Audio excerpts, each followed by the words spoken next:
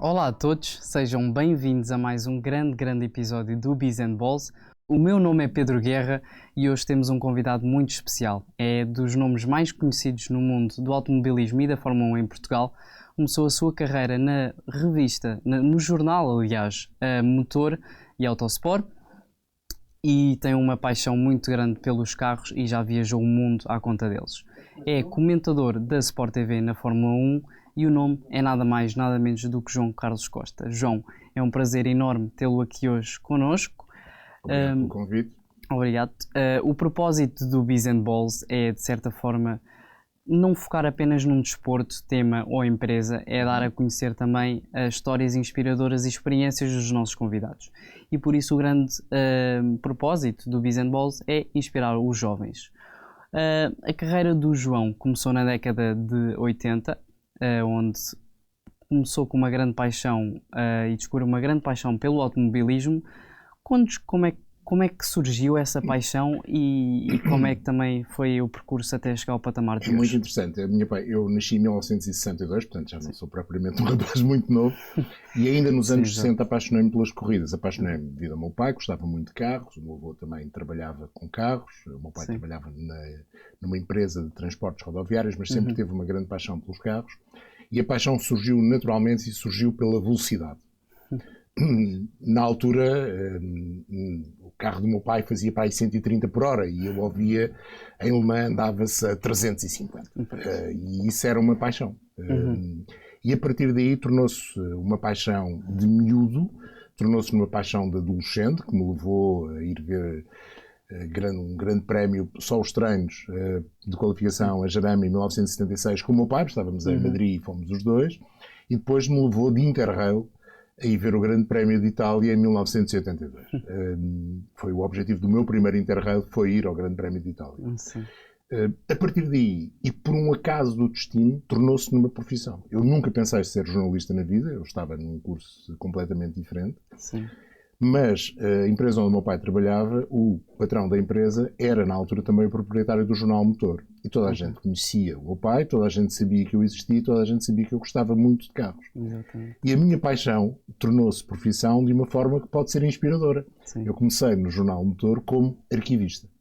Ou seja, o que me pediram foi entrar numa sala onde havia uma quantidade de fotos, telefotos, como que as pessoas mais recentes não sabem o que é, slides, outra coisa que as pessoas mais recentes não sabem o que é, e eu tive de os organizar.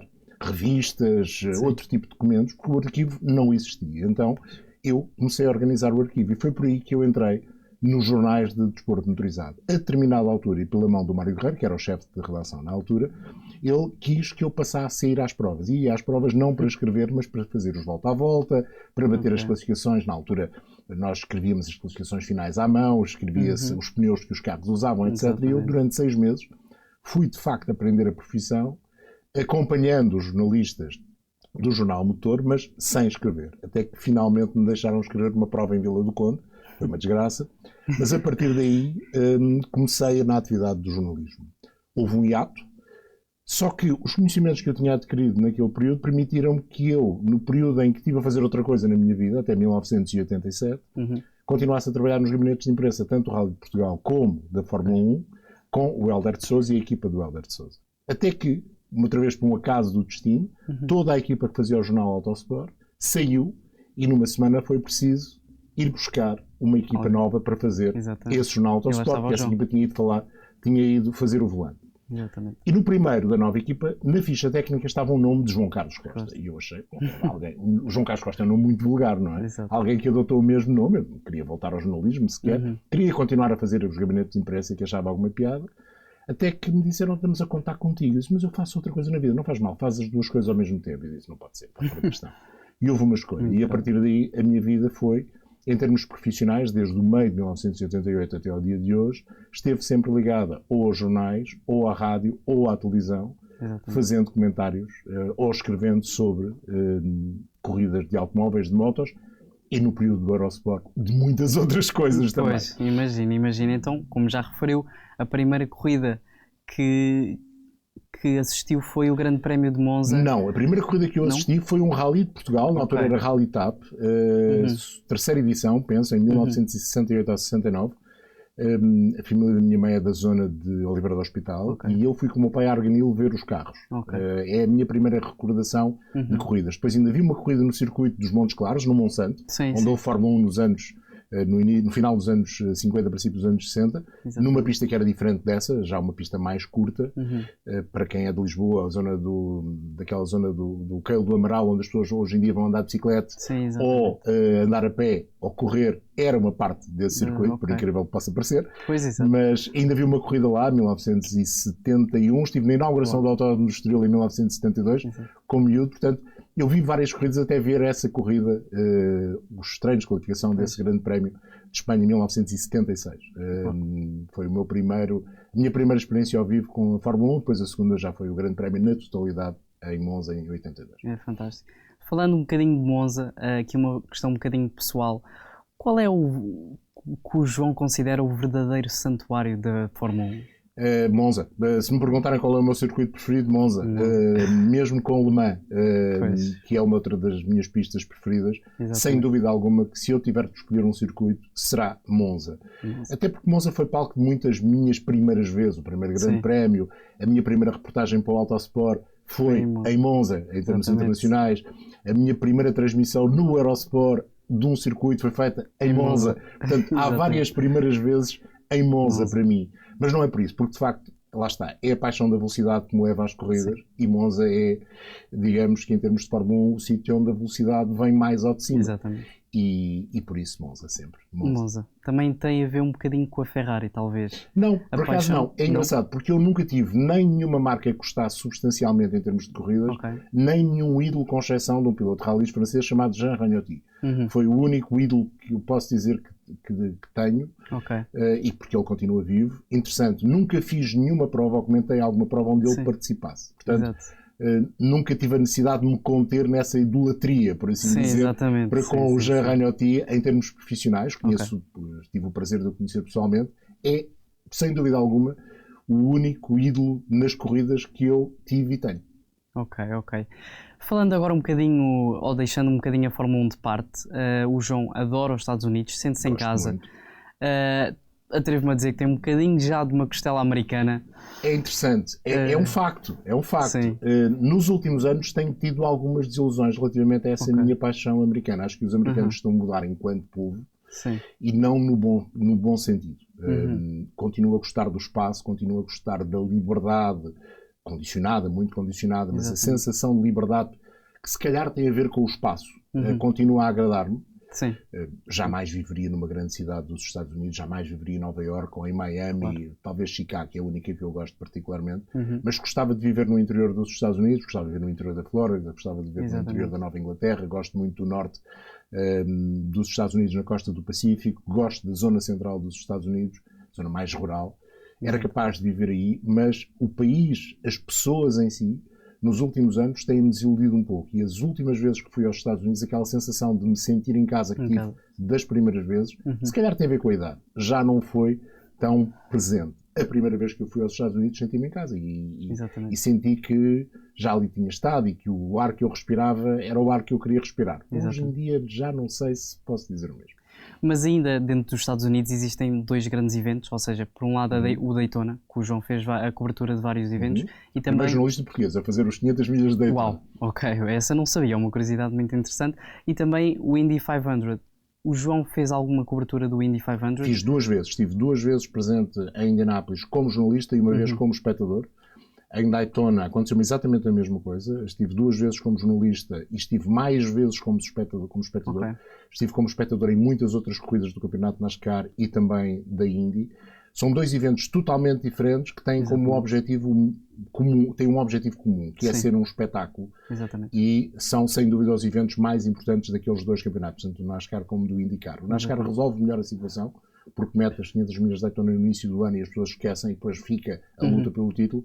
Indianápolis está mais no meio do campeonato, um bocadinho como acontece com Le Mans. Ainda não resolveram a questão de Le Mans ser mais importante que o Campeonato do Mundo de Resistência e as 500 milhas de Indianápolis continuam a ser mais importantes que o campeonato IndyCar. Não resolvem essa questão e fica às vezes difícil perceber quem quer ganhar o quê. Obviamente, equipas e pilotos querem ganhar as duas, mas qual é a importância maior? O NASCAR resolveu isso melhor. São dois eventos extraordinários, com públicos um bocadinho diferentes.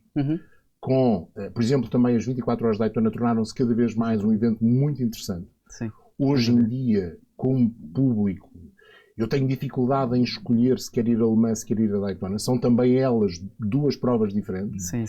Mas são cada vez mais eventos. E cada vez mais o desporto motorizado, para mim, são eventos. Até na capacidade de captar os novos fãs. E eu vejo, por exemplo, os novos fãs da Fórmula 1, e aqui não tem a ver com a idade, tem a ver com os novos fãs, os mais recentes, os que chegaram à Fórmula 1 via Drive to Survive, e esta, eu não gosto de chamar bolha, mas esta onda que o Drive to Survive, trouxe, no fundo, navegou para a Fórmula 1. Muitos deles estão a chegar a outros eventos e precisam destes eventos topo, 24 horas de Le Mans, 500 milhas de Daytona, 24 horas de Daytona, 500 milhas de Indianápolis, alguns ralis com mais nome, o Dakar, por exemplo, não é? Para se aperceberem, até pela divulgação que essas provas têm, da dimensão dessas provas e desses campeonatos. Exatamente. É muito interessante pensarmos nisso e cada vez mais os organizadores desses eventos estão a pensar nisso e a tornar aquilo tudo um show.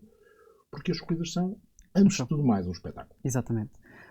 Já falou das 24 horas de Le Mans, o João também já fez alguma cobertura das 24 horas e como é que se lembra desse evento? A primeira vez foi um êxtase, era uma das provas que eu queria. Eu costumo dizer que tive a sorte, dos automóveis, ou o jornalismo dos automóveis, ou as transmissões de televisão dos automóveis permitiram estar em todos os eventos que eu queria estar enquanto fã. Menos um, que são os 1000 de Bathurst na Austrália, que eu nunca fui. É o que me falta para fazer o pleno. Nos outros tive tudo. A primeira vez em Le Mans foi em 88 e foi o impacto brutal. Lá está. Eu vi Le Mans ainda sem as chicanes na zona de erro. Sim. E, portanto, lembra-me, eu fui pela mão do jornalista, que era meu concorrente na altura, eu trabalhava para o Plante, eu trabalhava para o Autosport, o Rui Faria, a quem agradeço tudo aquilo que me ensinou desse tipo de corridas. E ele levou-me para a reta da zona de erro e pôs num dos pontos em que há estradas que cruzam essa reta e diz, agora vê os carros que estão a passar. E era impressionante não se perceber, olhar em frente para o horizonte e não se perceber o carro que estava a passar. Para mim aquilo era o máximo, era a velocidade. Era a velocidade a funcionar no seu pleno.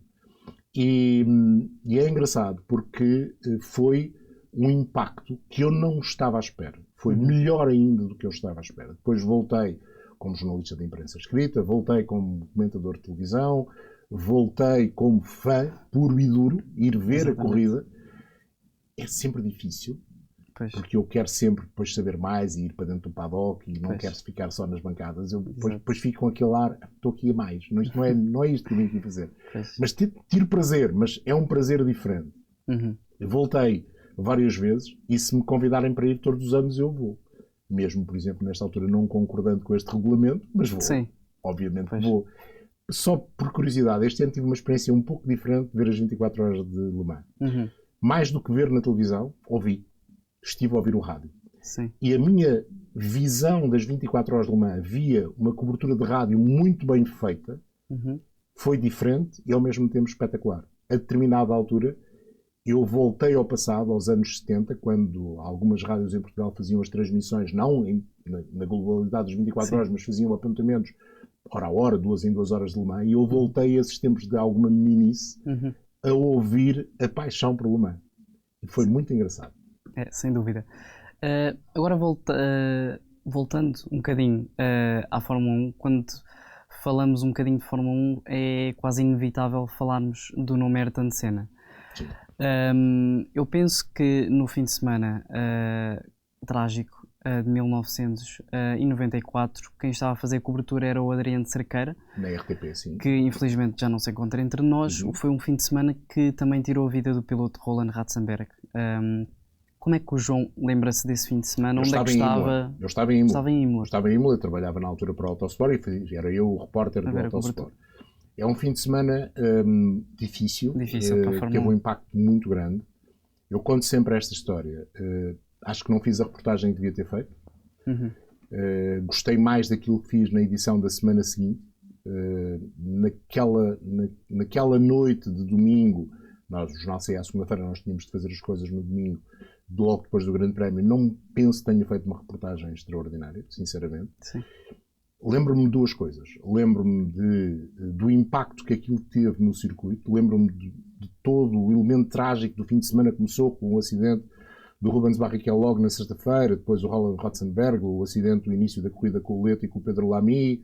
Lembro-me também porque tive uma discussão grande com o Pedro Lamy nesse fim de semana, por causa de uma coisa que eu tinha escrito no Grande Prémio anterior em Tiaída. Portanto, houve uma série de coisas nesse fim de semana que me marcaram muito pela negativa. Sim. E lembro-me de, no final do dia, já de madrugada, depois da meia-noite, sair da sala de imprensa de Imola, vir ao paddock, olhar para o infinito e pensar, a Fórmula 1 não acabou aqui. Isto é apenas mais uma história da Fórmula 1. Interessante. Ou talvez não. O impacto que tudo aquilo teve foi mais premente 15 dias depois no Grande Prémio de Mónaco, quando eu cheguei ao Mónaco. Nós ficávamos normalmente em Nice. E no caminho, na Basse Corniche, entre Nice e Monte Carlo, havia uma quantidade de cartazes de anunciar o Grande Prémio, e o cartaz tinha, como é hábito no Mónaco, o carro vencedor no ano anterior, que era o McLaren, na altura o McLaren, com as cores vermelho e branco do patrocinador bem conhecido, do Ayrton Senna. E não lhe sei explicar, mas foi um impacto muito grande ver aquele cartaz e perceber, de facto, nós perdemos um grande piloto. Exatamente.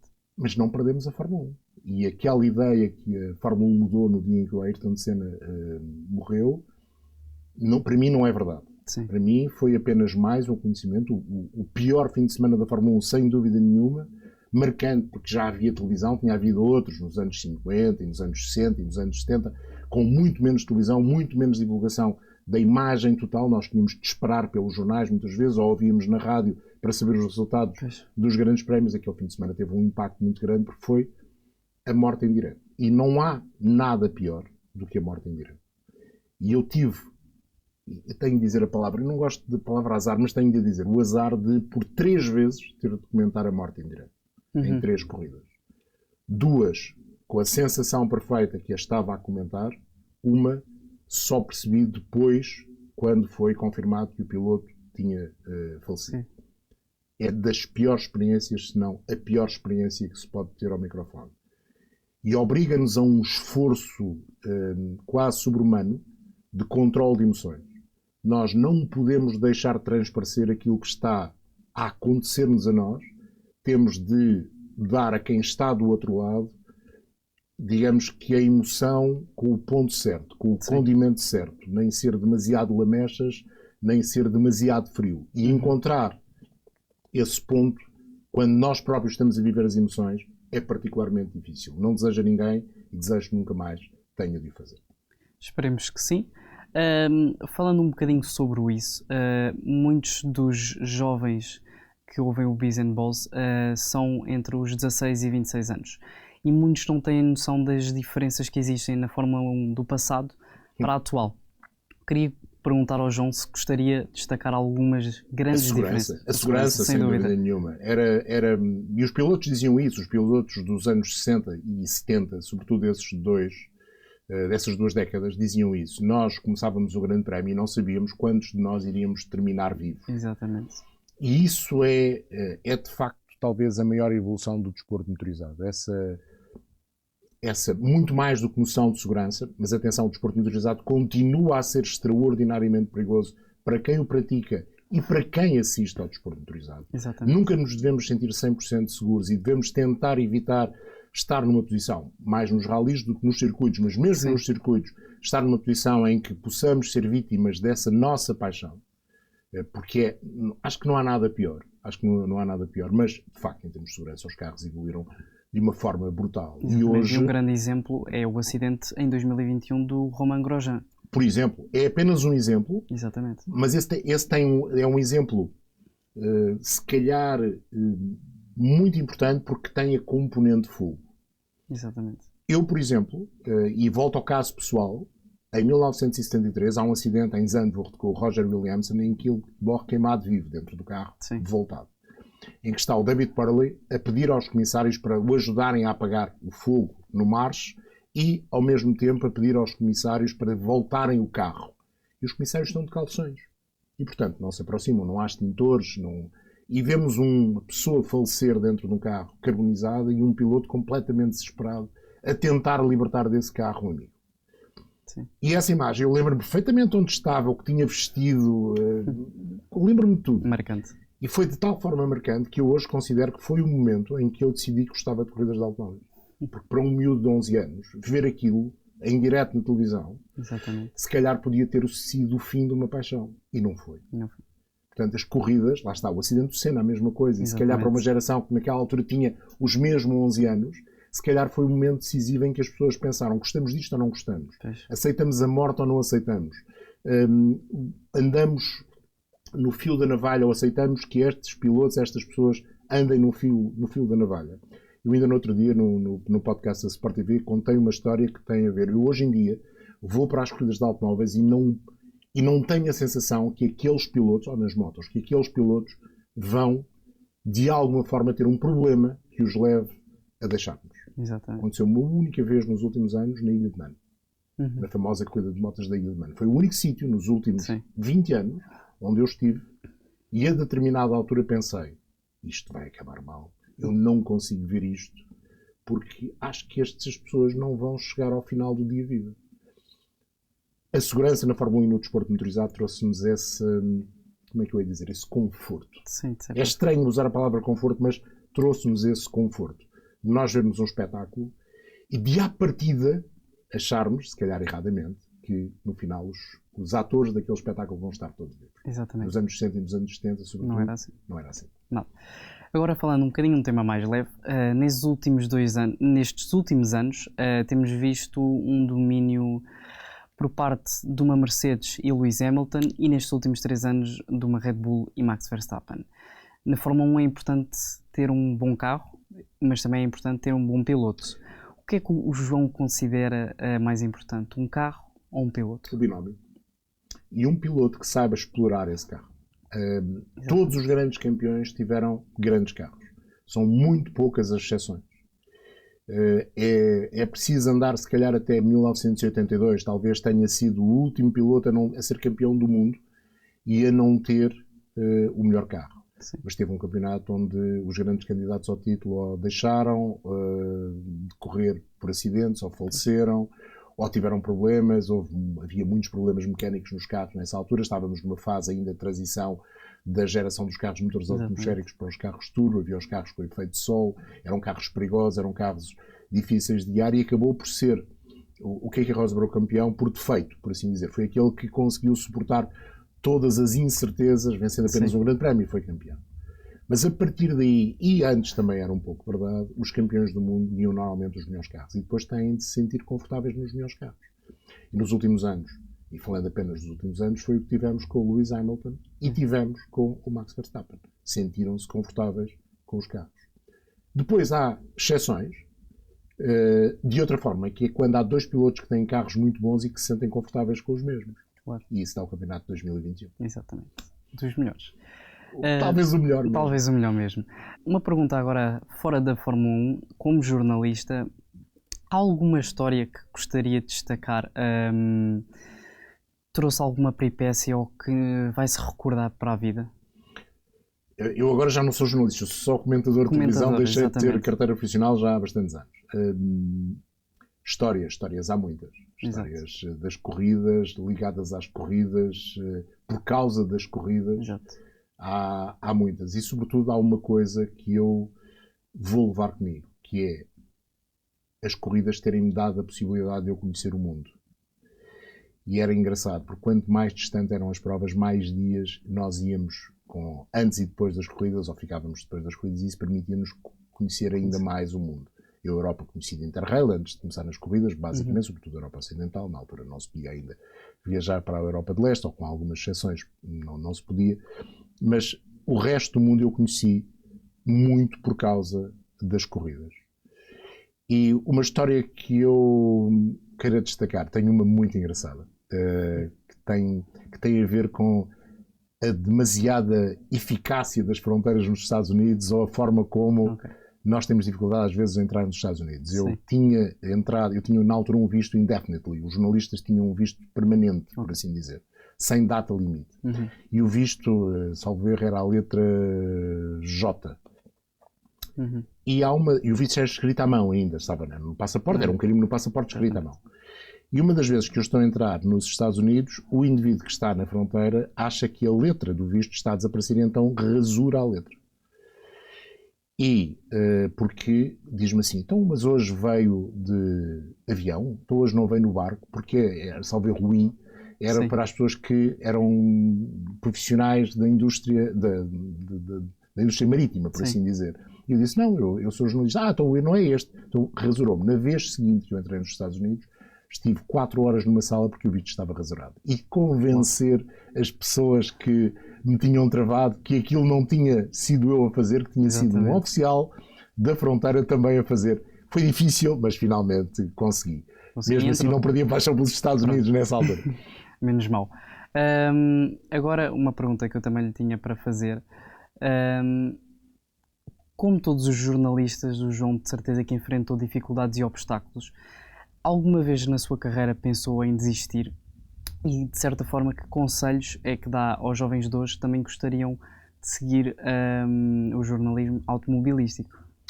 Hoje em dia o jornalismo automobilístico me apresenta um desafio completamente diferente daquele quando eu comecei. Na altura, as corridas não tinham transmissões na televisão. Hoje em dia há uma corrida de caricas e há uma transmissão streaming, algures. E, portanto, a ideia de contar a história da corrida passou para segundo plano, porque as pessoas, se quiserem, já a viram, ou se quiserem, vão poder rever num YouTube de qualquer da vida. E, portanto, mudou o paradigma daquilo que é preciso para se fazer uma reportagem jornalística de um evento de desporto motorizado. Não se pode ir, como eu fazia muitas vezes, só contar a história do que estava a acontecer, porque as pessoas não tinham visto.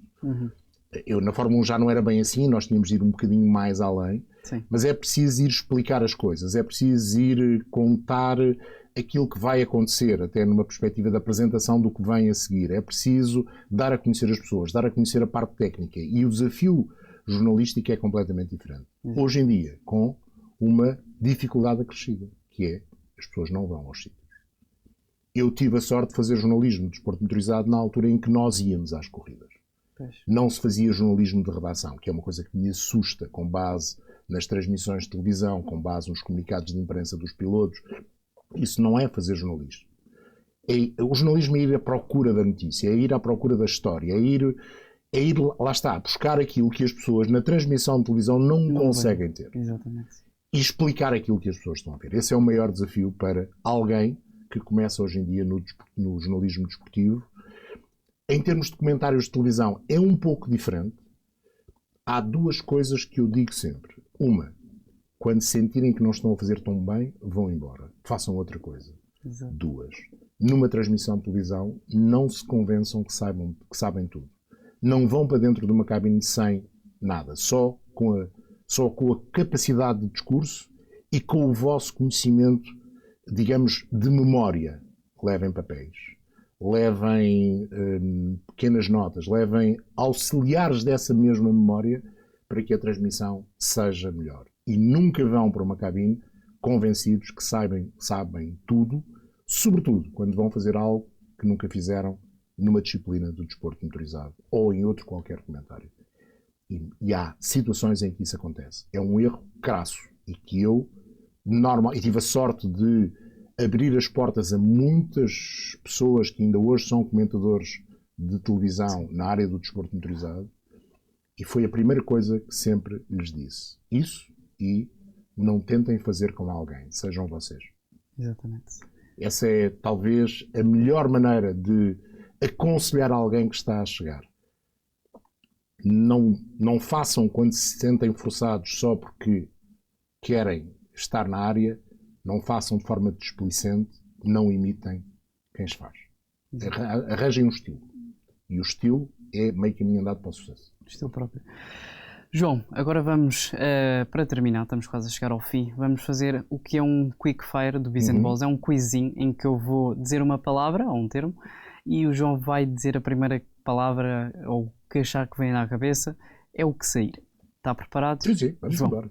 Cidade. Cidade. Posso dizer 3? Pode. Em vez de uma palavra. Sim. Madrid, Paris, Salzburgo. Piloto de Fórmula 1.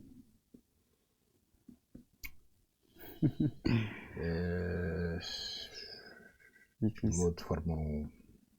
É difícil. Talvez não seja.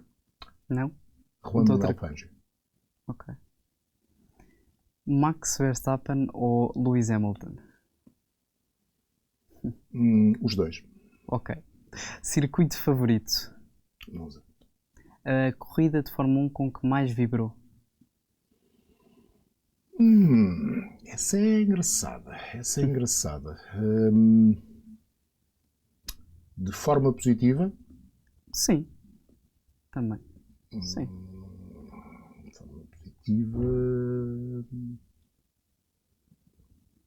De forma positiva. Essa é uma pergunta muito difícil. É difícil. É. Muito, muito difícil.